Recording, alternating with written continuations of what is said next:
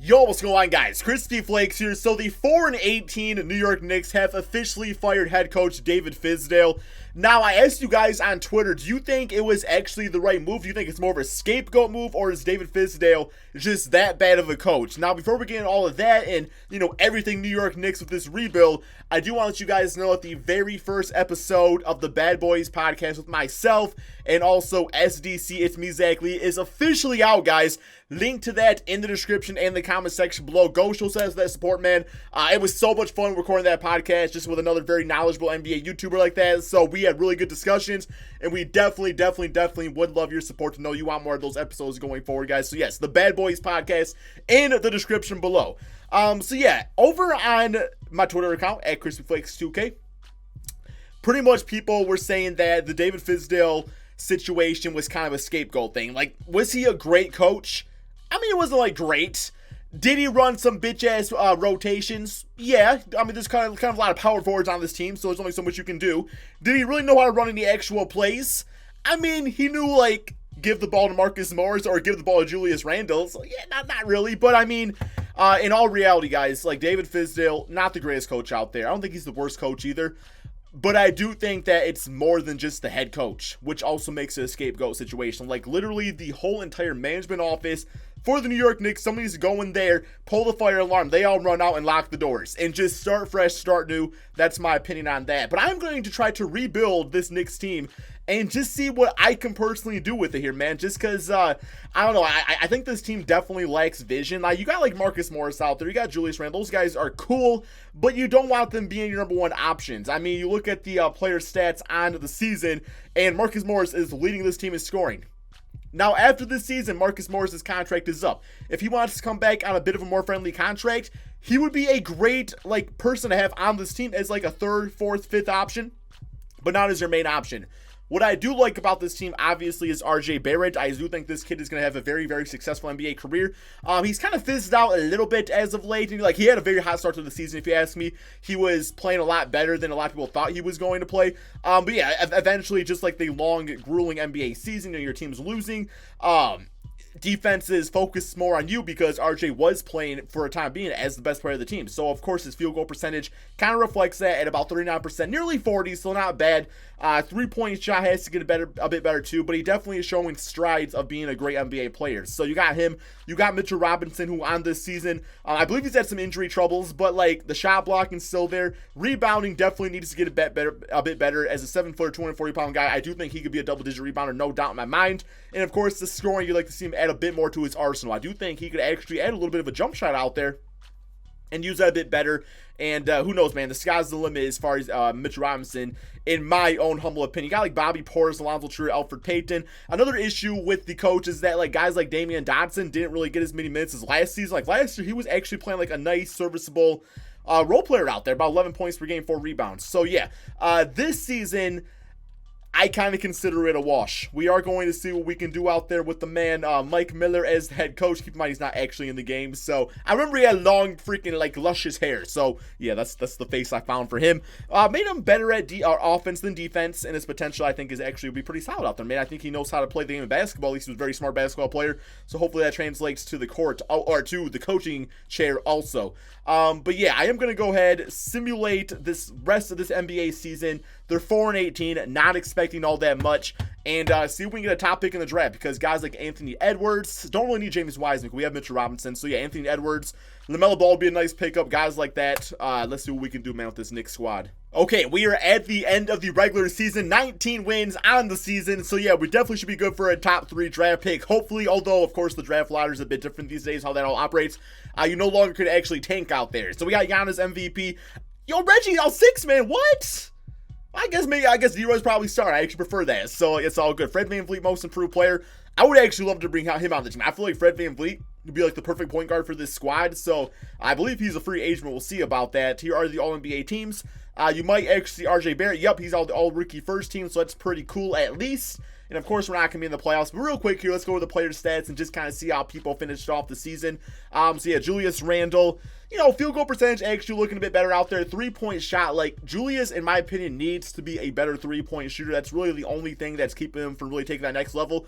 Because last year on the Pelicans, like, nearly 35%, and he had his best season. So it definitely opens up the court for him and also his teammates. RJ played, good for a rookie. It's good, those are good rookie numbers. The only bad thing is the field goal percentage, but that will increase in time. Marcus Morris, Elfrid Payton, Bobby Portis, they all played fine. Kevin Knox, not really much to talk about here. I mean, the team is 1963, so they're not exactly going to be killing the charts out there or the scoreboards. Let's simulate the playoffs. So, yeah, I think Mike Miller, just because I don't know what the actual situation will be come the offseason with the New York Knicks. I think I'm just going to roll with him as head coach for this video, see how he does for him out there. Yeah, because I think he's like the pace and space system, which is kind of how I'm trying to build this team, because I want RJ to be handling the basketball a lot. And I want, power forward that can play off of Mitchell Robinson pretty nicely. Obviously, a nice leader at the point guard spot. And wow, the Raptors just won the NBA championship without Kawhi Leonard. That is hell of impressive there, man. I'm not saying that's because they're, a bad team.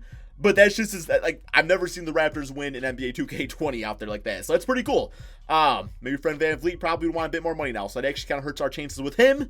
But we'll see what happens. Let's go ahead and go straight to... Yeah, we got Mike Miller signed up. I gave him a 4-year contract just in case we wanted to keep him. Let's go straight to the NBA draft. No idea what pick we're actually going to have. Hopefully it's good. And, yeah, we have the 3rd pick in the draft. So definitely should get somebody pretty damn good there. All right. So we got Cole Anthony. Intriguing. LaMelo Ball, of course. Heard great things about LaMelo these days. Be kind of a fun pick. Definitely would sell some tickets for the New York Knicks. It's really between these two guys. We really need a point guard. It's just who would I rather have? I've done quite a few rebuilds with Cole Anthony already. I do like him a lot. But I think I'm going to roll with LaMelo Ball and see what that does for us, guys. I'm going to go with LaMelo Ball with the 3rd pick. He's projected to be a top 5. So hopefully he can bring this Knicks team to the next level. And, of course, we'll have to get some other players. We have another pick here in the draft. So ranking-wise, 27th best is Paul Reed. Don't know much about him. But we got some better overall players. So yeah, give me Jalen Smith, power forward. Sure, why not? Because that's what the Knicks need, is another power forward. But really, the plan is to maybe develop him to be a nice rotational piece. But he's on a rookie deal, so it would allow us to unload some of those other guys. 71 overall. LaMelo's a 79, so that's pretty cool. He's not Anthony Edwards, who I kind of wanted, but it's all good. We have team options on all of these guys here, and I'll keep Elfrid Payton as a backup point guard because that's not bad for a 78 overall player. But as far as I'm concerned, Bobby Portis, Taj Gibson, I'm not trying to pay those guys that much money. Bobby Portis, he is only 25, but for $16 million, I just don't really need him. I'd rather try to get a big name free agent. So we're gonna let him walk away. And yeah, let's hit up the free agency and see what we can do out here, guys. It's supposed to be pretty deep. We'll see if that's actually the case in 2K. Ooh. Anthony Davis is, in fact, available, guys. Oh, my God. There was once upon a time where he might have been a Knick. Maybe he did think the Lakers. He's cool, and he wants to come to a different team. Now, I'm gonna give him the offer. I'm definitely giving him the offer. Andre Drummond, don't need him. Brandon Ingram would be a little intriguing. He's on a restricted deal, so we might actually overpay a little bit for him. It's not going to actually let me overpay. He'll probably get matched no matter what, but he would be a nice pickup. I talked about Fred VanVleet, but we got LaMelo. Now, we could go LaMelo at the shooting guard spot and Fred at the point guard spot, and then put RJ at the 3. Might as well, see what we can do with that, too. He'll definitely be a good trade piece if we need to trade him down the road. All right, so we got renowned trades on Marcus. So right now, Fred is agreeing to his deal. Anthony Davis accepted a new offer, and so did Brandon Ingram. Now, those guys still potentially could be available. Ingram back to the Pelicans, AD back to the Lakers, kind of expected with that. But I'm fine with that. That is okay. That is okay. Let's go ahead and get out of this real quick. Let's get Fred, make sure we get Fred VanVleet. Yes, we do. Yes, we do. And, yeah, none of those other guys are sneaking up as available players. Andre Iguodala.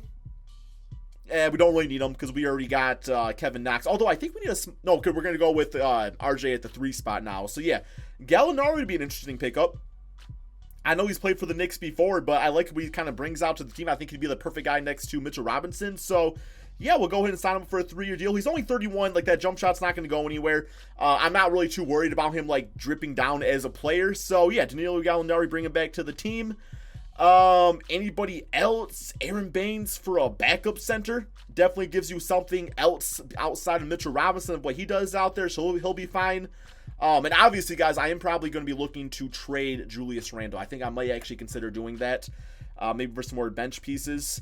Taj Gibson, we could get him back if we wanted, but I really don't. So, yeah, I think we're good to go with this regular season. I'm going to go ahead and simulate. I'm sorry, with this offseason, I'm going to go ahead and simulate to the beginning of the regular season and probably check out some deals for Julius Randle, just see what we can kind of get for him. Okay, so this is what the team is looking like so far. Of course, we could add LaMelo Ball to the starting lineup. Part of me is kind of considering using him as a backup for his first season just because he's only like 19, so maybe it'd be a good idea to kind of roll with that, but it really depends on what we could get for Julius Randle a deal. Now, Julius simply could just come off the bench. If we don't really find the right deal, I'll probably do that. Another consideration is putting Danilo at the 3 spot and then Julius at the 4. I mean, I don't know if I want a 6'10 guy playing small forward spot for me, so I don't know. Let's go ahead and go to the trade finder and just see Julius Randle. I'll toss in a future second round pick. Not really trying to trade any first rounders or nothing like that. See what that gets us. Looking for probably a small forward, I guess, or maybe some bench pieces even would help out too. Like this right here actually gives us some nice depth off the bench. Like that trade I could definitely get behind. Got Zubac, Terrence Ross, Marcus Morris if we want to bring him back. So Devontae Graham and Terry Rozier, I really don't need 2 point guards like that if I'm being honest. Kyle Kuzma. I don't really see Julius going back to the Lakers though. Aaron Gordon, not bad. So Luke Kennard, of course. We got Serge Ibaka and OG Anunoby right there. We do have to take on Serge Ibaka's $15 million deal. Now, for like a backup center, we already got Aaron Baines on the team too, but Serge could just go back to the 4 spot. So rating-wise, it's not bad. We do have to give him a top 3 protected pick. I'm kind of okay with that, I believe. And then just getting OG back in general, man. He's only 23. This is a fantastic player. And he has championship experience. Plus, all these guys have experience with Fred VanVleet. Not to mention either, they all just came off a championship. So they know how to win basketball games, being back-to-back like that. Draymond Green would be interesting. But no, man, I think I am going to trade Julius Randle. And as much as I really don't want to all that much, I am going to take on the contract to Serge Ibaka. Not so much because of him, but because of getting OG on the team like this. So yes, let's go ahead and do that. And yeah, I'm going to get my rotation all figured out, see what I want to do exactly. I'll get back to you guys in 1 second. Okay, so this is the team going into the beginning of the regular season. At point guard, we got Fred VanVleet, RJ Barrett at the 2, OG at the 3, Gallo at the 4, and Mitchell Robinson at the 5. I actually really like this starting 5. Just a lot of different scores. Defense is very nice out there, I would say. And then the bench unit I love even more. And that is Aaron Baines going to the 4 spot. He's got like a 93-point shot, 6'10". Definitely has become a stretch big kind of for the Phoenix Suns. We can also play on the inside. But yeah, we'll have him actually at the 4 spot. LaMelo Ball is going to be our backup point guard. Probably not for very long. Like, we'll probably do it just for this season. Till he gets a feel for the NBA game, develops a little bit more, then I'm sure he'll definitely be a starter. Serge Ibaka is going to be the backup center, and we got Kevin Knox getting about 14 minutes a game at the small forward spot. Nice thing about LaMelo is I could see him playing anywhere from the 1 to 3 spot, because I heard this kid's actually still growing too. But overall, man, this team, I think definitely could be a playoff team this season. I really think so. 3-star perimeter-centric system, so it's not like absolutely pristine. Looks like the 7-second offense might be a bit better, but I'm going to go with the coach preference right there and go with perimeter-centric. So yeah, let's go ahead and simulate this next NBA season, see if we can actually make the playoffs. We're very deep. We got some nice players. I guess anything can happen, right? Okay, so I'm not exactly saying that building a team in real life is like rebuilding a team in NBA 2K, because clearly NBA 2K20 is a video game, it's a simulation. You can kind of do what you want out there, right? But it has me thinking, like, what is it about the ownership? Like, what is it about after all these years that the people of New York are not rioting at the damn streets trying to get these bitch asses out of there, guys? I know there's a lot of business behind it. These are multi-millionaires and stuff, but like, look at this, 56-25. How'd I do it? Well, I didn't sign Bobby Portis to $16 million. I didn't bring in Taj Gibson for $9 million. I didn't make Marcus Morris my number 1 option. I went out there and I brought guys on this team that know how to win basketball games, that know how to run a team, that know how to play together, man. That's what it's all about. So if the Knicks cannot get guys like that on their team in real life, that is because guys like that know what the management's like. So simply, man, like, I know David Fizdale got fired and everything, but it's so much more than just him. It's so much more than just him, guys. And it sounds like good players are afraid to come here because of maybe the Kristaps Porzingis situation, how Carmelo Anthony was handled, although that was more like Phil Jackson stuff.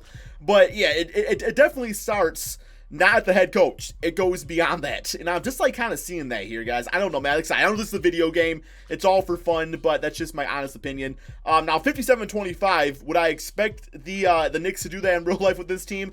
Probably not, but like I said, we went out there, we got guys that just came off with back-to-back championships. So that definitely does help, at least in the regular season.